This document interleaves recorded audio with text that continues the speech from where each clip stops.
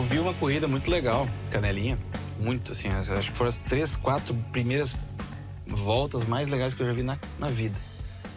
Massu Nassar, Jorge Balbi Júnior e Paulo Stedley. Trocando de posição os três. Volta a volta, cada um tava na frente. Se você perguntar pra mim o que vem na cabeça dessa transição, desse começo dos anos 2000, pra mim aquelas 3, 4 voltas iniciais meio que define aí o começo da década.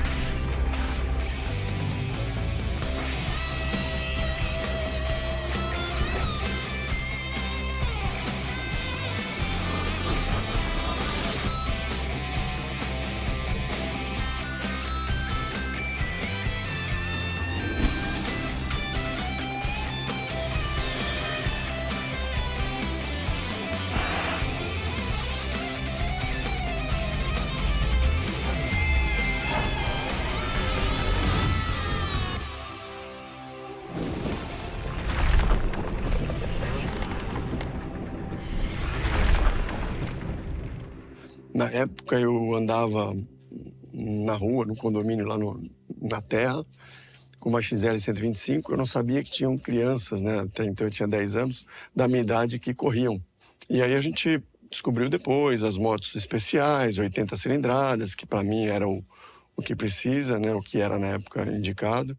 O Rafinha começa bem cedo, na verdade. Sim. Uma das primeiras categorias de base é o Rafinha, né?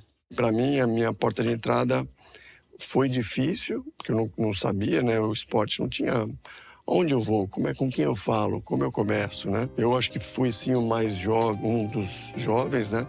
Com 10. Foram surgindo realmente grandes patrocinadores, grandes campeonatos. A CBM, né, estava mais organizada também. Então, começou a incentivar pilotos de base, de categorias menores. E aí começou a construir realmente um novo motocross, eu vejo assim. A base é muito importante para a evolução do esporte.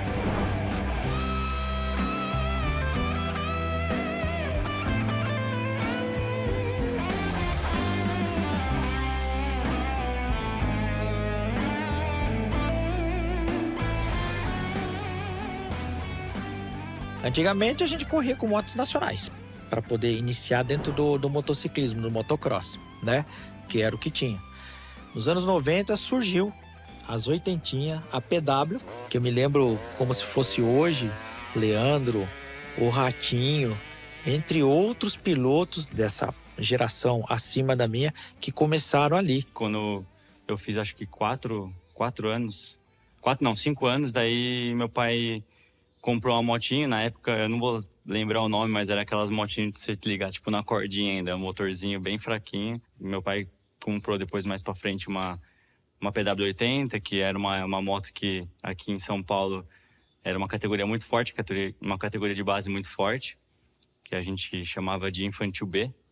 E era as PW80, era uma monomarca, né? Era Yamaha PW80, então a motinha de 3 marchas, 80 cilindradas. E aí fui evoluindo a partir daí. Tá eu, o Dudu e o Thales Villardi. Começando aqui, ó. PW50 os dois, eu de PW80 e aqui é uma KX 60 na época. Aqui sou eu.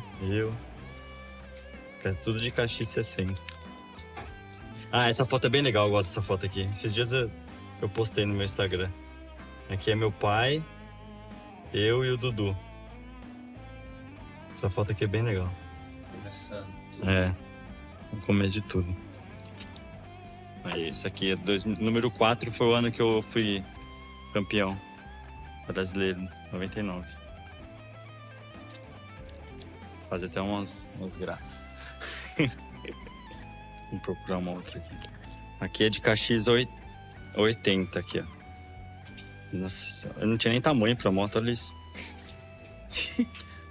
Já na categoria de base ali na 80, já, né, ia correr o Mini Oce nos Estados Unidos, que acho que é um dano de 80. Aqui, ó. Eu e o Leandro Silva, em 94, atrás da Performance Engineer, lá na Flórida. Lá. Tinha uma pista atrás, a gente tava treinando lá. Carmichael, aqui, ó, uma foto entrando pra pista. 167. De oitentinha. Pô, que massa, cara. Tu andava no 80 também? Andei, Tu e ele, então, bateram o guidão. Não dá. Abertura do Campeonato Paulista de Motocross. Agora vamos conferir a garotada, que foi dividida em 2 categorias. Motos de 80 cilindradas e as motos menores, de 60 cilindradas apenas. As provas de 80 cilindradas que tinha no campeonato era altamente disputada.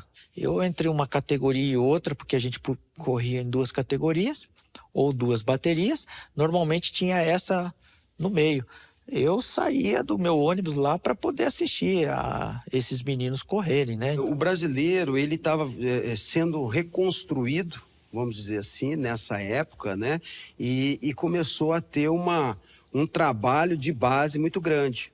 Eu acho que tinha muito no Paulista isso aí. Começou mais no Paulista, depois veio pro Brasileiro. Então começou devagarzinho, mas é 92, 93 ali pra frente. E acho que não começou no Brasileiro de início. Foi Paulista, regionais. Qual a importância das categorias de base e das categorias de veteranos no motocross brasileiro?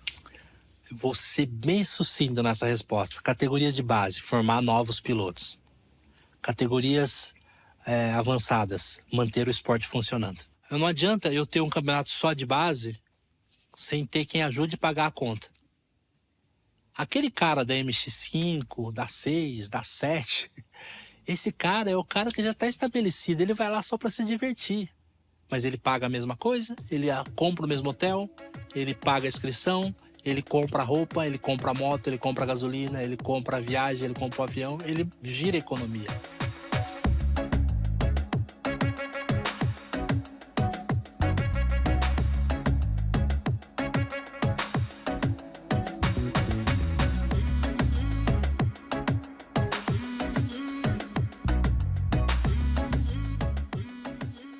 Eu sou da 55 mais, né? Eu posso falar dos múmias. E é legal, porque os múmias, na verdade, o esporte, ele é feito do amador. Não é o profissional que paga a conta. Então eu vejo muitas vezes gente querendo tirar uma de pró, sendo que, pô, era melhor o cara ser um amadorzão top do que um pró, né?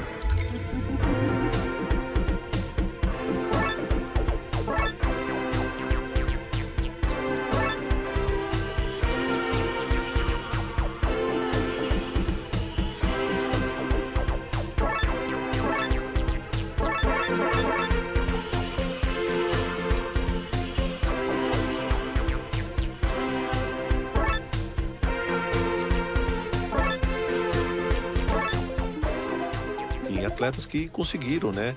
Pegar o finalzinho da minha geração, correram comigo, agora estão dando a continuidade nessa nova geração. Quem são os pilotos representativos da geração 2000? Rafael Ramos, Massoud Nassar, Marronzinho, Leandro Silva, Wellington Garcia. Talvez assim não tão representativo na categoria mãe, mas na MX2 ele teve representatividade, o Ratinho. Eu acho que são esses pilotos assim que realmente brigaram, andaram na frente, assim, sabe? E que ganharam corrida e tudo. Eu vejo esses caras, né? O Chumbo ainda andou bem, 2000, ganhou tudo, foi legal pra caramba o ano do Chumbo 2000. Né? Mas a próxima geração é essa, então tem que ter o Chumbo aí, temos que ter o Negrete também, o Sasaki. O Balbi foi um grande nome que fez muito aí, fez muito resultado. O Suyan, né, andou muito. O Paulinho Stedler, piloto rápido, agressivo, andava forte. Eu andei um pouco com o Balbi, um pouco com o Wellington Garcia. Eu sempre fui muito fã do Paulinho Stedler, até porque pela proximidade, né? E ele era um cara que pilotava diferente, estilo, como a gente brincava, gringo, né? Então ele saltava e puxava um pouco as pernas, assim, a gente ficava olhando, caramba. Marronzinho foi tricampeão brasileiro nessa época, lembra disso? Marronzinho era um grande piloto. Leandro Silva era um grande piloto, né? Tinha um menino, tinha uma facilidade para andar de moto também né? Que era uma coisa de louco. O Ayrton Garcia, todos eles são dessa época. De 2007 para frente, eles foram por Nações, eles abriram portas. Fui piloto do Cacau em 2001. Eu andei em 99 pelo Paraguaio, 2000 Honda, e em 2001 fui para Yamaha. E fomos campeão brasileiro de Yamaha, uma final que eu disputei com o Ratinho. Então foi bem legal. Meu primeiro título brasileiro foi esse, em 2001. Em 2000, muita gente falava que o mundo ia acabar, né? E para mim, estava só começando. Foi quando eu venci a primeira vez na 65. 2003, eu fui campeão brasileiro de motocross na 85 e de supercross. 2007, eu fui campeão brasileiro de motocross na MX1, na MX2. Fui campeão brasileiro de Arena Cross na MX2. Campeão brasileiro de supercross na SX1. 4. 2000 foi a minha primeira corrida mundial, foi muito legal. Eu peguei uma 250 do Chumbo, emprestada na época, eu era piloto da Mauri. E, cara, eu lembro que eu sempre encaixei muito bem na moto grande. Na época eu era piloto de 125, mas subi para 250 e na classificatória no sábado, no treino cronometrado, eu fiz o 13º tempo, tipo, na frente de todos os brasileiros, na frente de um monte de gringo. Cara, assim, aquilo foi surreal. Lógico que eu não estava pronto para correr.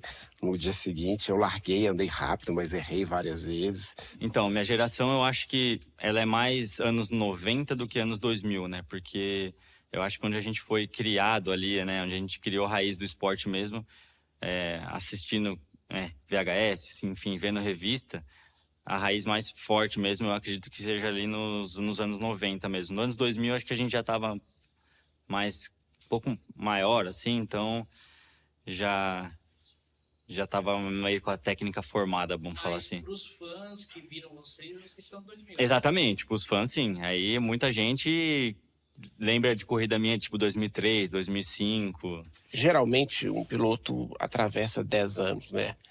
E uma das outras coisas que eu me orgulho bastante, eu acho que eu consegui ser representativo em 2 gerações. Um dos recordes que eu gosto e que me orgulho, assim, minha primeira vitória de campeonato brasileiro foi em 1998, né? Falando em categoria profissional.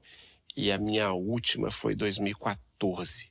Então, assim, 18 anos entre as vitórias, sabe? Então, assim, 2 décadas, e nesse período inteiro aí eu largava para ganhar corrida, né? 2014 eu fui vice-campeão, fui até o final brigando pelo campeonato. Então, desde 98 que eu comecei a ganhar corrida, eu fui representativo. Então, não tem como, eu acho que eu consegui aí atravessar essas 2 décadas. Da minha geração, a gente foi feliz de andar de 2 tempos na base, que é uma base excelente, né? Você te ensina a manter a velocidade, uso de embreagem, giro alto. E a gente pegou essa mudança das 4 tempos. Era muito diferente, veio para mudar realmente. Eu corri o último ano que o Massini 25 venceu, fui eu, em 2003. A partir dali, só 4 tempos, em 2004. E realmente veio, né, de uma maneira subtiva, né? 2000, eu entro para Yamaha no meio do ano, com 250, 2 tempos. E aí depois de 2001, que é o lançamento da 426 aqui no Brasil, e eu, né, sou o primeiro piloto a participar de provas do brasileiro e disputar, né, a ponta, e realmente mostrando que, né, todo o início das 4 tempos aqui no país. Olha, hoje foi o dia com certeza de prova mais complicado para mim. A pista estava complicada demais e vim para a corrida bem concentrado, sabendo que precisava fazer uma boa largada. Com a pista, sim, as condições ficam complicadas. E você larga mal, você suja o óculos, a moto suja inteira e fica complicado de pilotar.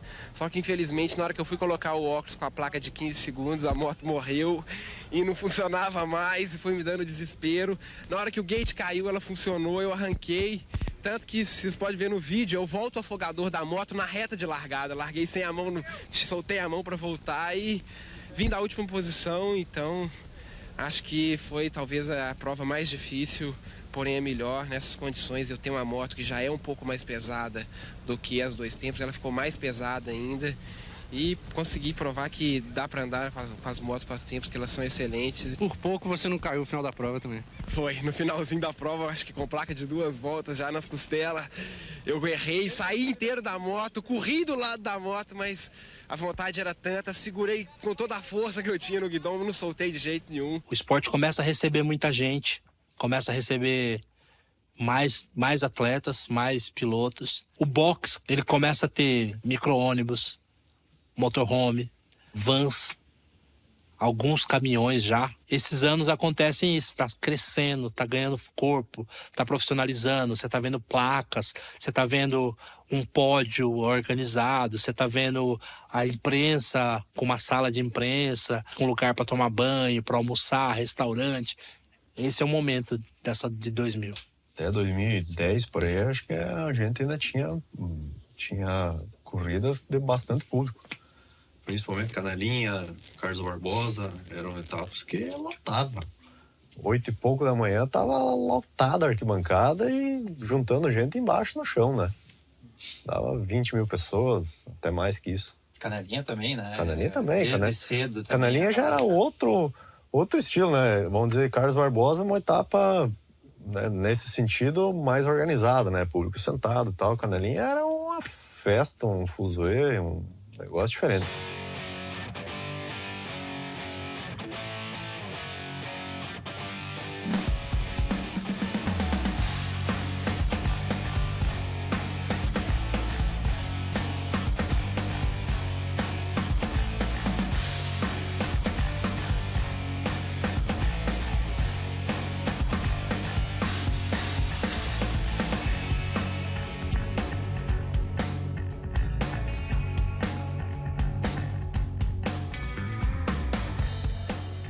As motos melhoraram muito, né?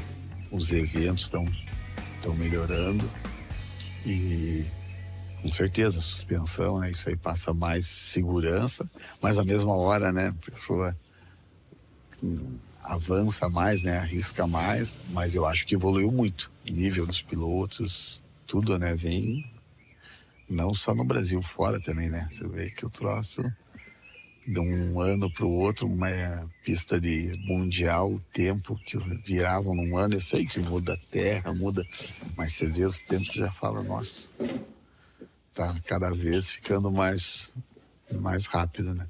As motos tinham muito mais tração, muito mais potência, porém começou a exagerar os erros dos pilotos. Então vamos pôr assim, se você tem uma falha na sua técnica de pilotagem, a 450 ela exagera. Então fez com que os pilotos condicionassem mais fisicamente, escolha de traçado, começou a destruir muito mais as pistas. E aí onde foi, na verdade, que o Balbi deitou e rolou. Por exemplo, em cima do Rusby. Né? O Rusby andava 252 tempo, era um foguete. O Balbi não pegaria ele, provavelmente. Mas na hora que pulou na 450, ele deu aquele a mais, parte física, tudo, e daí ninguém mais pegou ele.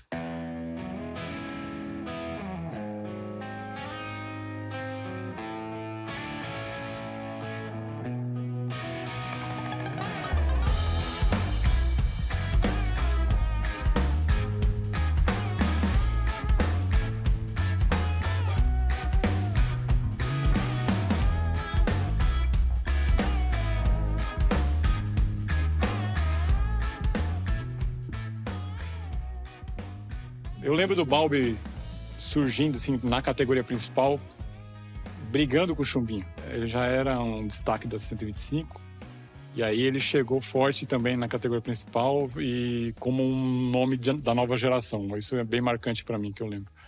O Massoud já estava também forte aí nas categorias principais, e eles dois acabaram virando dois grandes rivais, né? Teve campeonatos ali que eles decidiram na dividida. De anos 2000, cara, Antônio Jorge Balbi. Cara, eu vi muita coisa do Balbi, vi o Balbi largar, entre aspas, a carreira dele num apogeu, numa época que ele iria ganhar, ter acesso a dinheiro bom aqui no Brasil, para abdicar disso, para ir atrás do sonho. Sonho vai acontecer uma vez na sua vida. Eu acho que o Balbi foi que abriu as portas realmente. Porque a gente fala, o Boete foi em 77. Mas o Boete foi, depois não foi mais ninguém. O Balbi não, o Balbi abriu, depois que ele abriu as portas, muita gente foi. Para mim foi muito especial, porque assim, o que o meu nome cresceu, o que eu ganhei de fã por ter ido para os Estados Unidos e ter voltado, o que vinha de gente com revista, o DVD para me assinar, que assistiu, cara, assim, foi muito legal a volta, assim, foi, cara, eu sou muito grato à torcida, ao público brasileiro. Porque é um cara extremamente determinado.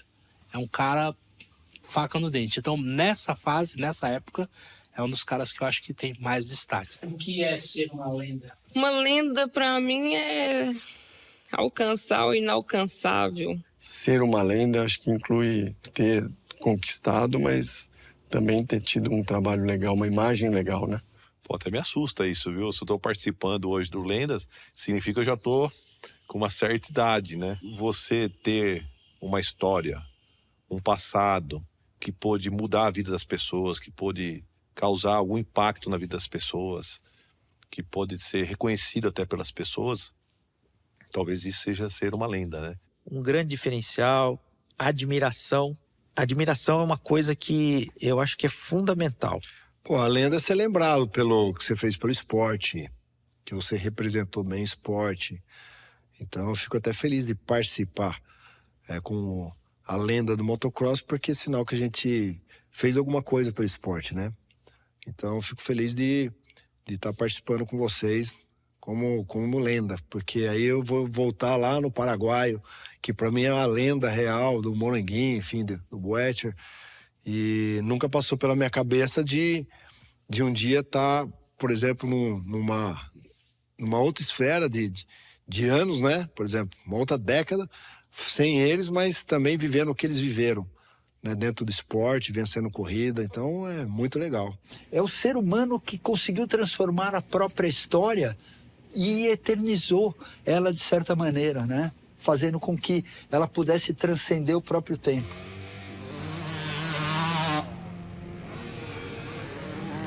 Paulinho Stedley, o número 4. Liderando. Olha só o Paulinho! Foi pro chão. Tá perdendo tempo. Aí o Jorginho Balbi. Assumiu a liderança o Jorginho. Deixou para trás o Roosevelt. E também o Paulinho Stedley, que errou. O segundo colocado, Paulinho Stedley. Fazendo um bom campeonato. O Paulinho Stedley, com esse resultado, está com 73 pontos. 27 a menos que o líder do campeonato. Está recebendo o troféu Jorginho Balbi. Eu com o Balbi também, a gente nunca foi muito, né, amigo, né? Nós era conhecido, oi. O Massoud eu achava legal que a gente, né, brigava, como aconteceu um ano lá. Estava eu andando, daí deu certo, encontrou eu, o Massoud e ele. Daí a gente olhou um pro outro e tinha um triplo assim. Grande era o triplo. Daí, o que você achou? Daí eu falei, eu vou pular na primeira volta. Daí o Massoud falou também, eu pulo na primeira volta. O Balbi eu também pulo na primeira volta.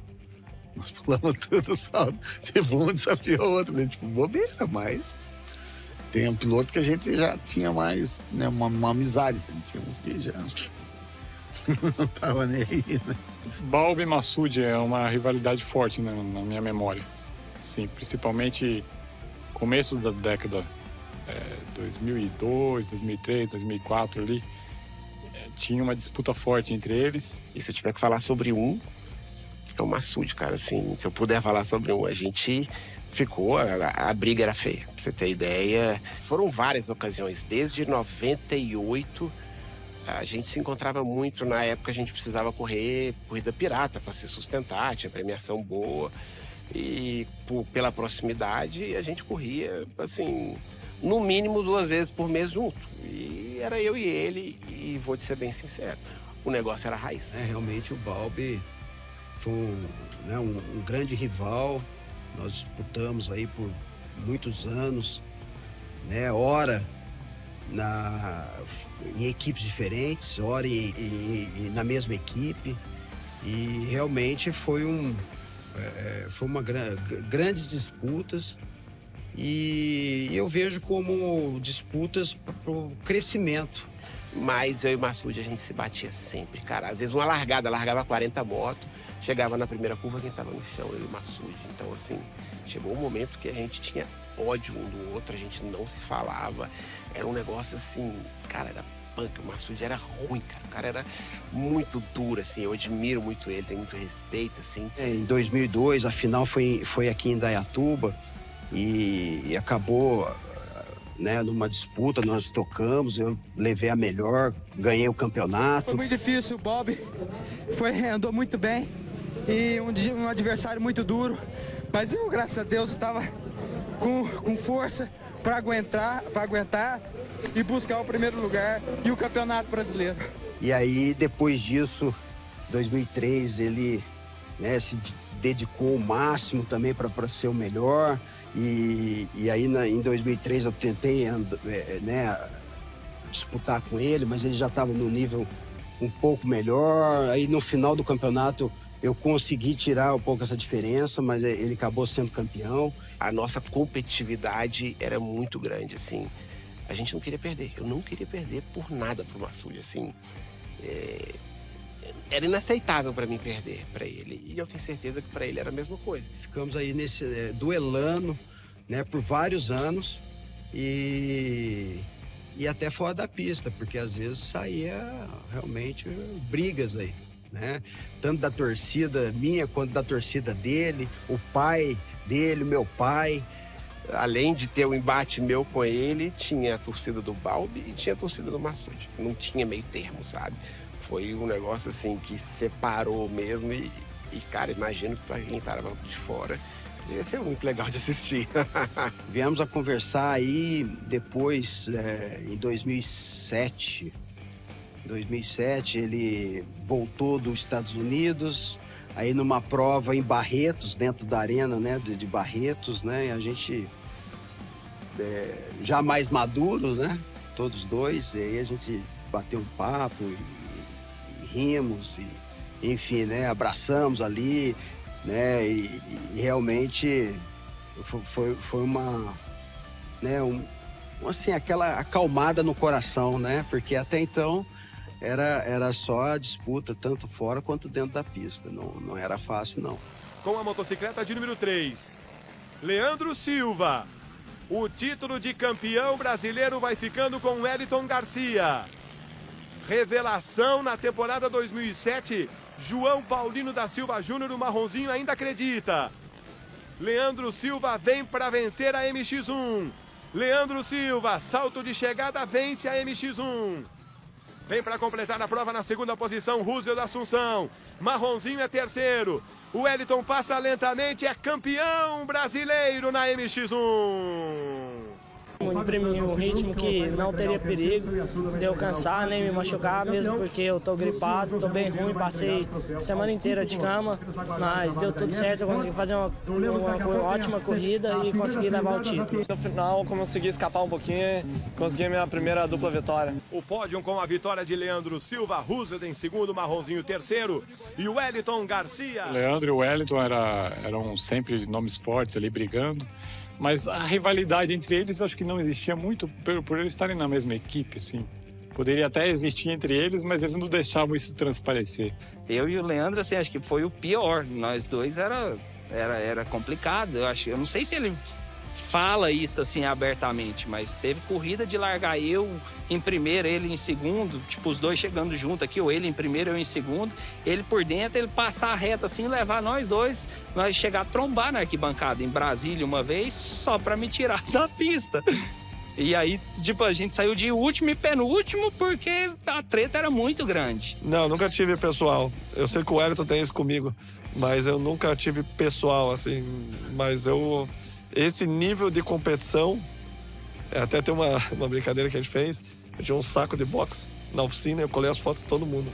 Pra mim era tudo igual, eu queria ganhar de todos. Até eu me machuquei muito na minha carreira e caí muito, porque era ganhar ou ganhar. Eu não aceitava o segundo bom, entendeu? Na verdade, provavelmente teria ganho mais títulos. Você fala, não, o segundo tá bom.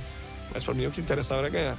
Acho que não sei se por eu ser muito novo e eu ter incomodado ele, porque um ano, em 2005, eu andava com ele, eu tomava 4 segundos, 5 segundos. Aí em 2006 eu tomava 2 segundos, uma média por corrida. Aí em 2007 eu cheguei e ganhei. Eu nunca gostei de passar isso para fora da pista, mas era nítido que a gente vivia se alfinetando.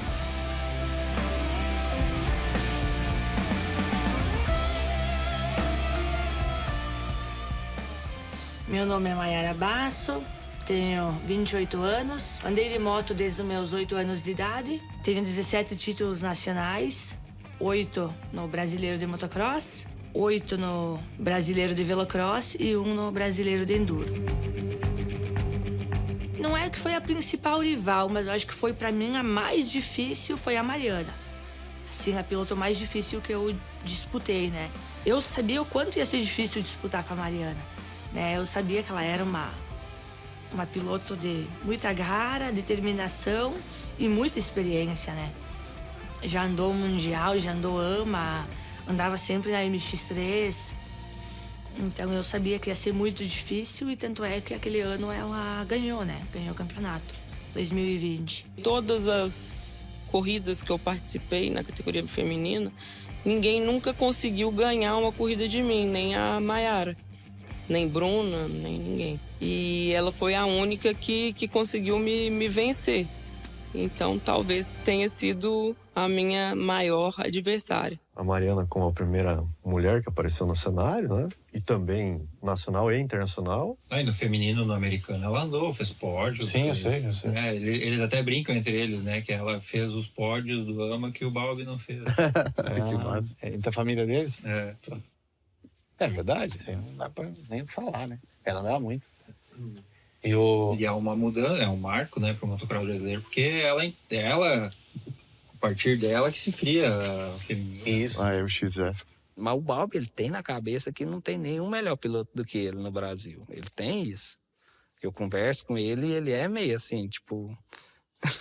ele não me considera muito como uma pessoa que fui bem. Tipo, na cabeça dele, ele é o melhor. É muito difícil você ter uma confiança extrema para você olhar do lado direito, do lado esquerdo do gate e falar, eu sou melhor que todo mundo aqui, eu vou ganhar. E você precisa ser assim. E isso não passar para arrogância. Então você tem que estar no limite de confiança que não seja arrogância. Arrogância é ruim. É desmerecer o teu adversário. Porém, confiança é excelente. É o que vai te deixar calmo, vai fazer você, enfim, correr bem. Agora é muito difícil esse limite. Não é uma chave que você liga e desliga. Então, até do Balbi, por exemplo, né? Ele, 100%, eu sou o melhor. Vocês já entrevistaram ele? Ele fala que ele é o melhor, né? Do Brasil, tô ligado. É humilde demais, é bonitinho. O Balbi é gigante no motocross brasileiro. Sem tipo, prateleira... É a primeira. Primeira prateleira. Ele tá ali, né? Os pais dos meninos, né, da cinquentinha, chegavam perto de mim. O que você quer? Quanto você quer para eu deixar meu filho ganhar? Você quer ganhar uma boneca? E a feminina é a única categoria das mulheres, né? Não tem como não ter. Se eu conseguir alguma coisa até hoje, ainda quem sabe vou conseguir um pouco mais, eu devo ao meu pai. Em inglês tem um ditado que é assim, never meet your heroes, né? Nunca conheça seus heróis. É isso aí.